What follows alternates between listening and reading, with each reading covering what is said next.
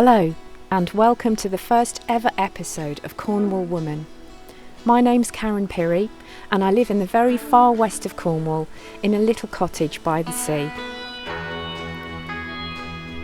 So we're kicking off with a bit of a spooky one, featuring Britain's first ever tax-paying witch, Cassandra Laetham-Jones.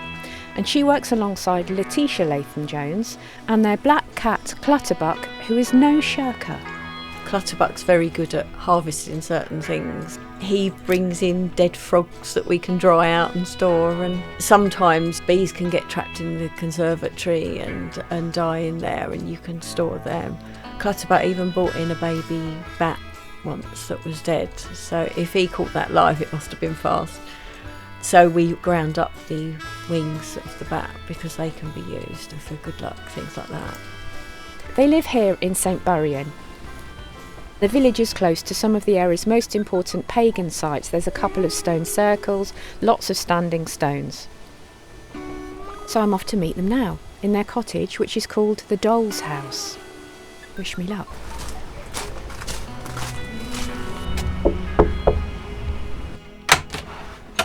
Hello, Laetitia. Hi.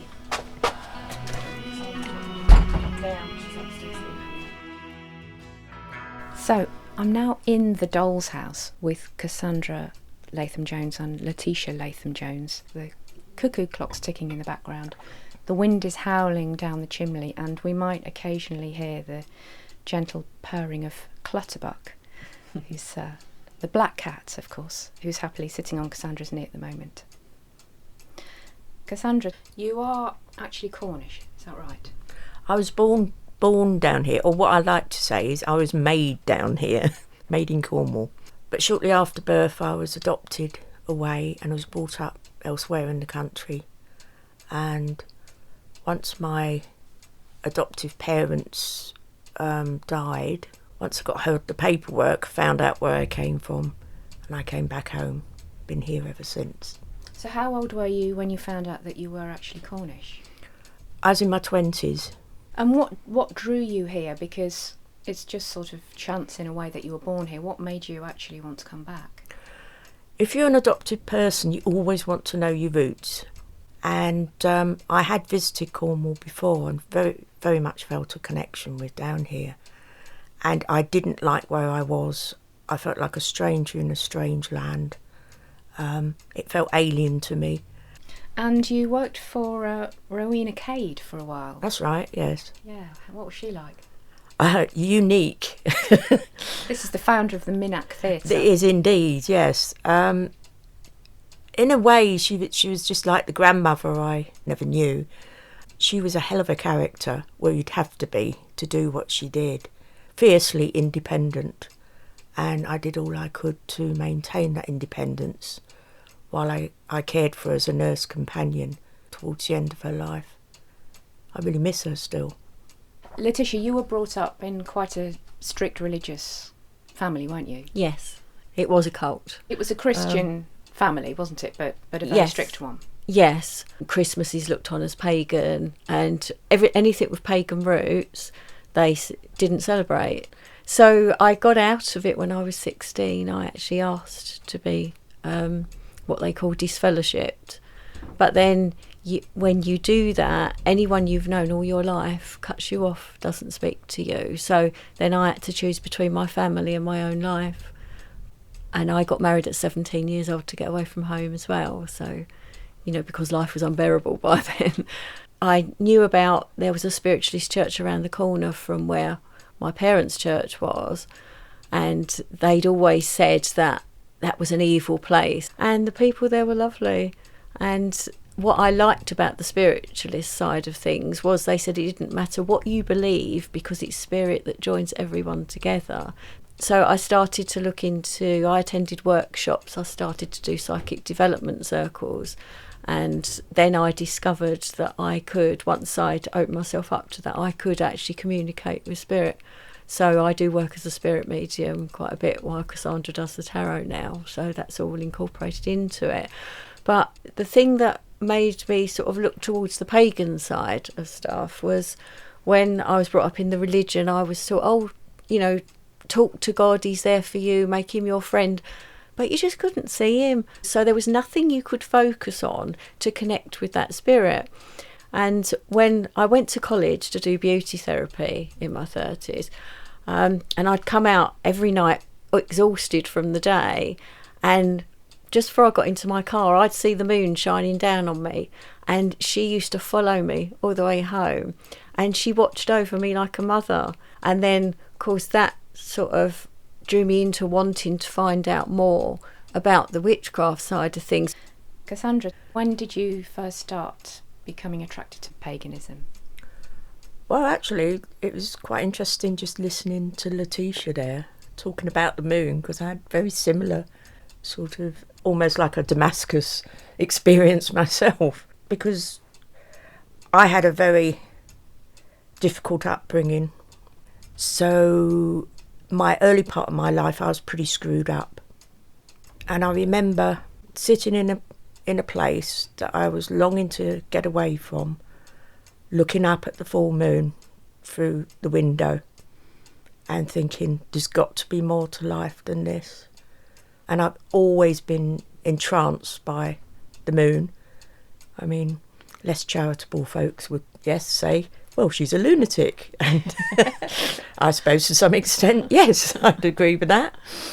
That's when I started to look into other beliefs. I'd had really negative experiences with Christianity as well. I'm not saying all Christianity is like this, because we have a fine example in our own village right now of a Christian minister who is all heart, and she's fabulous. So we're talking about slightly off the wall cultish type Christianity here. And my experience of that was so awful. I began to start thinking, well, they keep railing against pagans and things like, and there's a cuckoo clock, pagans and things like that. That's when I actually started to sort of gazing at the moon and wondering, there's got to be more to life than this. You were asking about similarities. Well, we both used to have ex-husbands that were policemen. That's a bit weird. Not the same one, we hasten to add. Laetitia, you're not from Cornwall. What No, attracted you to come down here? Well, I'm a Kentish maid. I'd come to Cornwall from the age of 5. Foy was the first place we stayed at, but we was always based around those areas, like, you know, Polperro, Mevagissey. You know, even after leaving home, I carried on having holidays in Cornwall when I could, but I wanted to eventually move down here. When I first moved here, I really wanted to get into the magical side of here, because even though I was Wiccan trained in Kent, it wasn't old enough for me. I knew there was something older, and that was what I found when I came here. And then it was just someone phoned me while I was living in Indian Queens and said, would you like to train up to be a teaser for an obios, because we're looking for somebody to train up in Penzance. And I said I'd give it a go, because I'd had history in Morris dancing in Kent. I'd known of Cassandra because I'd been to pagan conferences down here where she was an organiser, so I'd seen her around. And I was so surprised when they said, right, we'll give Cassandra your phone number. And I said, well, she's a teaser. And they said, yeah, she'll be training you up. So it's through that interview that we, you know, got to know how much we had in common. And then Cassandra told me about the magical side of things and how she needed to hand that on. And I said, well, I'll have a go. Then when my husband retired from the police, he just seemed to want a different life to what I wanted, and then said he wanted a divorce. So then, you know, that happened, and it was just like everything. Cassandra did warn me that if you move to Cornwall, your life can be turned upside down because of the topsy-turvy energies. So it certainly did that. Can you things just like that. explain for those people who don't know what a teaser is? A teaser is someone that guides the obios, because obviously the rider in the os has got restricted vision. They can only see through a narrow sort of face hole, and you need to dance with them as well, because that's what you do. It's like a teasing dance for them to respond to. And the obios. Cassandra, can you explain what the obios is? Well, obioses, you'll find them all over Britain and Europe, basically. What the majority of them seem to have emerged from are old midwinter begging traditions, where everything at that time of year, round about midwinter, was a very tough time for the poorer people, farm labourers and very low income people. It was generally considered to be a sort of topsy-turvy time around that time between Hallowe'en and Yule. And if you look back in all sorts of folklore and myths and legends, you'll find lots of examples of that, where people used to dress in disguises and generally create mayhem. And in West Cornwall in particular, there are some traditions around the Land's End area where that definitely happened, where people cross-dressed, they dressed as beasts and different things. There's a whole pantomime aspect associated with this stuff. There's been a resurgence in the last 20, 30 years to bring back these old festivals, because they're good community events. It's to bring the communities together. And there's a great sense of, there's only one word to describe it, is they're abreactive. That means that what happens and what people are observing has a direct emotional response on people. It's letting your hair down, it's kicking over the traces, it's getting stuff out of your system. And incidentally, getting a little bit of money and ale and cake to be going on with. And I was there in the early days of building the Hallowe'en festival in Penzance, which is midsummer. And there were documentations of an old os that used to come out midwinter. So the idea was we'd bring out this old os, referred to as Penglaze, for the Hallowe'en celebrations.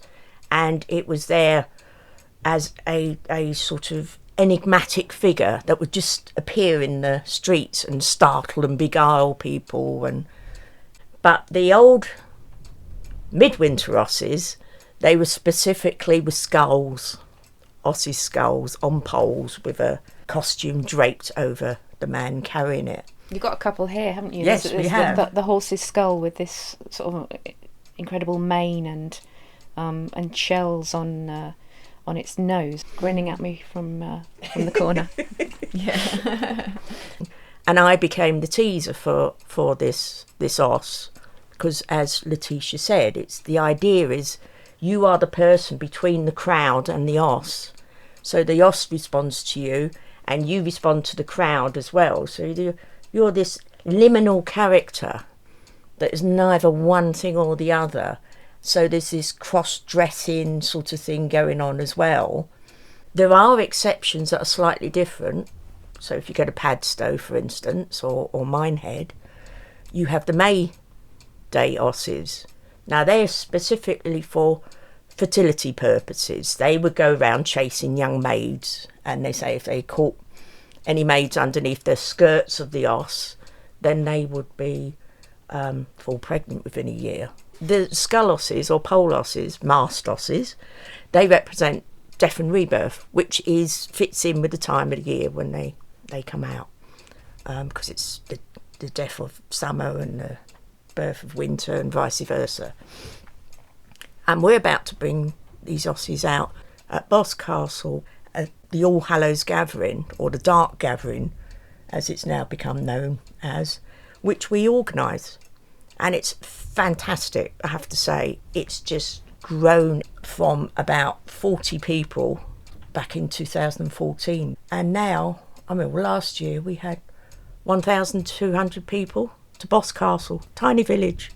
But it's got that incredible Museum of Witchcraft, hasn't it? Exactly, and that's where it happens, is outside the Museum of Witchcraft and Magic. And it's great to see all those people just totally animated. And you think, wow, we brought that about, didn't we? And it's amazing to watch. The Kavanagh case has just recently happened in the United States, and there's been a hashtag going around, hashtag Believe Women, which made me think about witches in history and how they, in many cases, haven't been believed and been punished for their beliefs. Do you think there's any resonance or any connection between the way outspoken women have been treated by society? Very definitely yes. In fact, only the other day on Facebook, you sent me that cartoon where it had a picture of a woman being swum as a witch, and basically if she sunk she was innocent, and if she floated she was guilty, so damned if you do, damned if you don't. And then the other part of the cartoon was she says it happened to her, but we all know what women are like to that effect. Sort of modern day, wasn't it, the other bit? Yeah. And all that sort of stuff is not called witch hunt for nothing. A lot of the people who were persecuted as witches during the witch craze weren't witches at all, but were simply isolated, vulnerable or outspoken women that men, for whatever purposes, did not wish to believe them. You set yourself up as the wise woman of St Buryan. What kind of a job is that? Oh, very busy one. Basically, there is a knee-jerk reaction to the word witch, although I do use it because you start talking to people about being a wise woman or a cunning woman, and people go, what? What's that? They kind of more understand the word witch, but there is a connotations to the word witch that can be confusing, shall we say. However, a wise woman is someone who basically works for their community to help solve various problems for people. I don't wave a magic wand and make them all go away, if only. But it's not a case of even if only, because that would disempower people. What I try and do is get them to find a way to do it for themselves. I'm an ex-nurse, and also I'm a trained counsellor, so I have skills at my fingertips that I can help a lot of people. And that's where the tarot comes in, because I use that as a sort of diagnostic tool, if you like. So often people come to us when they are desperate. That's fine. I haven't got a problem with that, because that does mean they've usually tried everything else first and they are willing to change, to heal, because often it's to do with being stuck in some sort of negative loop, which we all, have suffered from some way or another in the past. I think any counsellor worth their salt, so to speak, needs to have been through an emotional mill themselves in order to help people through that particular process. It's not something you can just learn by theory. You've got to have active experience of what it's like, I believe, to truly help people and to truly empathise with them too. Laetitia, can you give me an idea of some of the things that you do as a wise woman for people who live around here? What problems do people come to you with? Well, I do a lot of charm work. With the fertility charms, I've had a lot of success. I even had one woman who she tried, and she'd had miscarriages and wasn't successful, and both her and her husband were on different sort of shift work, so they rarely got together. And so what we did is, after looking at planetary activity, I gave them a specific time to try for a child, and it had to be during an afternoon, because that was the only shift where they were actually together. So I said to them, don't do anything until that day, and then after that day, don't do anything after, just on that day. And so they did. So I worked here during that afternoon as well, doing the spell work, and then about 6 weeks later, she contacted me and said, I'm pregnant and the baby's due on Halloween. And she had a beautiful little girl. Gosh, so, yeah, that's wonderful. yeah. Can you give me some examples, Cassandra, of some of the things you've helped people to achieve? The ones that stick in my mind are really quite simple things. Like there was a child once who kept having recurring nightmares, and her mother brought her along. She's only about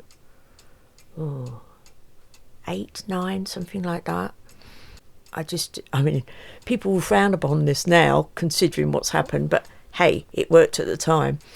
I told her to get one of those helium balloons, one that she really liked, and to buy some luggage labels and to attach a label to it and say, you write on it whatever you want to write, but say, I want these to go away. And they went up top of a hill, and I said, when you let it go, you watch that balloon until you can't see it anymore. It's to get them to stop and to focus on something, so their minds are totally focused on that and not clattering around worrying about other things. And that's where a lot of the magic comes from, is to get people to do just that. And that worked, incidentally, completely. But then children have a very clear understanding about magic. They don't sort of start poo-pooing things. They have direct access to magic, if you like, and it's later they grow out of that ability to just plug into it. Is that because we're taught to be more cynical as we get older? I think our rational minds overcomplicate things. Certainly as adults, when I'm teaching, because we give workshops about how to learn wisecraft, it's like, yes, your adult part of you, if you like, your brain understands all sorts of things, like when's a good time to do this, learn about correspondences, the different tides, energies, so that you get the energy to work to its greatest ability and its greatest effectiveness. But at the same time, in order to make a charm, for instance, you know what bits would be good, but you let the child part of your mind play with it and just see what you come up with. Have people ever asked you to do horrible things or unpleasant things that you've refused to do? Yes. In a nutshell. We do have a code of ethics. They're very simple. There's only 3 parts to it. Full confidentiality is assured, because people are disclosing all sorts to you, and they must have that confidence that it goes absolutely no further. The second one is that we do not perform acts of magic without the recipient's express permission and knowledge. And then thirdly, we do not perform acts of magic which knowingly will harm others. When you talk to a client, you've got to remember you're only hearing one side of a particular story. And you have to bear in mind there may be other components here that you have no idea about. And that's where tarot reading comes in handy, because often it brings up stuff that people aren't mentioning that you think, and then you just mention it to them and they go, oh, you're particularly good at that. Picking out bits that people aren't mentioning. Next to us is a dresser that's got probably at least 100 little bottles in it. This is your spell cabinet, I suppose? Yeah, what you do is you dry out specific herbs and store them in bottles. You write the date on them when you collected them. And that's the same with like different kinds of water for blessing objects as well. I've got sea water for when I work with the sea, water from holy wells. So we've got Clutterbuck, your cat, sitting on your knee, Cassandra. You don't refer to him as a pet, but as a familiar. What does that mean? Clutterbuck belongs to me, and he is my familiar. He's very spiritually aware. Whenever we work, he will come in and he takes great interest in the altar and what's going on, and with my charms, he will touch them with his paw, or he'll kiss them, or, he'll put his approval on them as well. So he's a very curious cat, but he also is a good presence as well. And there's also Clutterbuck's very good at harvesting certain things. He brings in dead frogs that we can dry out and store, and sometimes bees can get trapped in the conservatory and die in there, and you can store them. Clutterbuck even brought in a baby bat once that was dead, so if he caught that live, it must have been fast. So we ground up the wings of the bat because they can be used for good luck, things like that. And then obviously we've got incenses for different magical work we do. One's for Sabbats, one's for full moon, different deities, and also protection incenses, hand fastings, and last rites, all that kind of thing.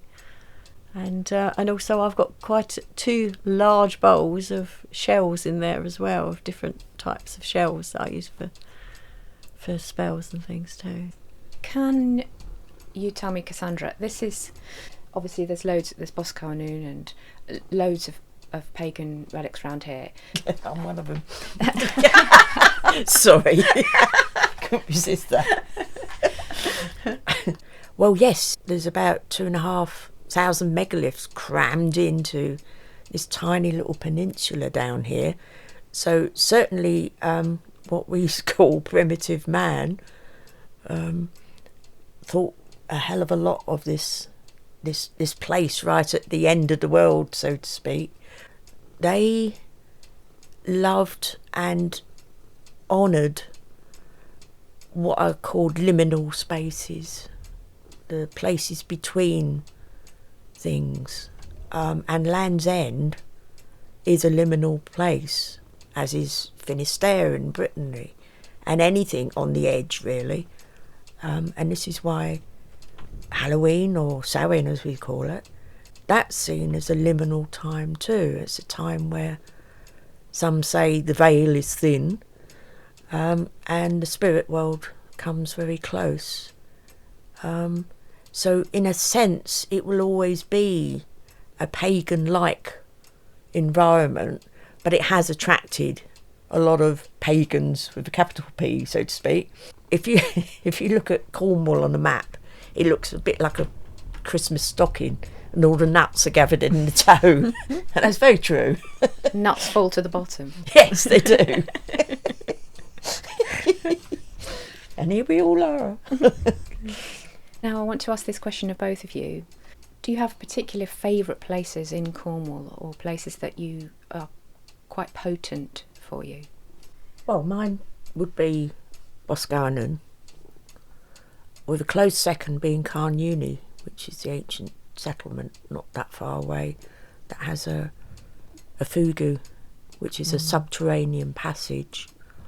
Plus they got, have you ever been to I have, yeah. So yeah. you've seen the beehive, yes, hut as they call it. Yes, there. incredibly well preserved. It is. We've been there at night, and it's amazingly potent, isn't it? But also so is Boscastle. Yeah. First time I took you there, I took you there without a torch, so it was pitch black. I just because the kingstone leans in the centre, and in the darkness, Cassandra just left me on my own there, and while she wandered around, and I laid against the kingstone, and I put my hands out, and I could feel something spinning around the circle, and I could almost rest my hands on it, and stayed like that for a long time. My arms were supported by something. But for me, it's to do with the sea. Sennan Cove, I work a lot there because the beach is large, so no matter who is there, you can always find a bit where you're on your own. Penberth Cove I love as well, and Tintagel and Boscastle favourites too. So, and do you think you could be living the life that you're living now somewhere other than Cornwall? I have been, on my visits back to Kent, I did go to Brighton for the day, and I went out onto the pier, and I couldn't feel the spirits there because it wasn't the ocean. It's down here, you're right next to the ocean, and that's where the spirits are. What about you, Cassandra? Definitely not. After I left Rowena Cade, I bought this cottage while I was still looking after Rowena. And in fact, she built the grate that's in my fireplace now. So when Rowena died, I moved to the village, and there was just something about the place. I don't know what it was exactly, but it just felt right to be here. And every time I kind of moved away, because I did for a short period of time to do my degree at Dartington, and I was just aching to get home all the time. And it's like, the best way to describe it is it feels like a taproot's gone down here, and I don't want to ever be anywhere else, and I will stay here till I die and probably haunt the place afterwards. Oh, that was so interesting. Thank you so much, Cassandra and Laetitia. And it was lovely to meet the clearly very contented Clutterbuck the cat. If you want to find out more about Cassandra's work, she's written a book, and it's called The Village Witch.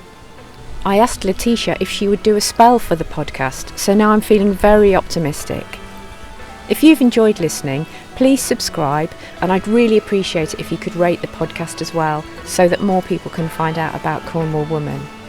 Future episodes include my adventures with the lovely and wise Rachel Lambert, who took me on a seaweed foraging trip. So I can now say with some authority that seaweed is actually delicious. And we also have the wonderful writer and storyteller Jane Pugh, who's got the most fantastic laugh. And her take on single life is really quite uplifting. I look forward to sharing it with you soon.